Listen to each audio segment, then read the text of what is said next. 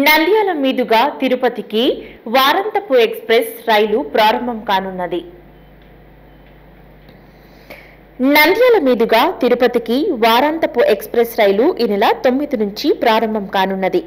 September 9 నుంచి November 25వ తేదీ వరకు రైలు ప్రతి మంగళవారం చర్లపల్లిలో రాత్రి 9:10 బయలుదేరి నల్గొండ, పిడుగురాళ్ల, మార్కాపురం, గిద్దలూరు మీదుగా నంద్యాలకు బుధవారం ఉదయం 5:30 వచ్చి 5:35 బయలుదేరి కోవిలకుంట్ల మీదుగా తిరుపతికి వెళుతుంది.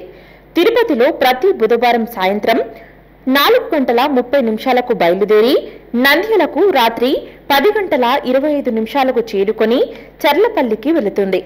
3 నెలల్లో మొత్తం 12 ట్రిప్పులు ప్రత్యేక రైళ్లు తిరగనున్నాయి.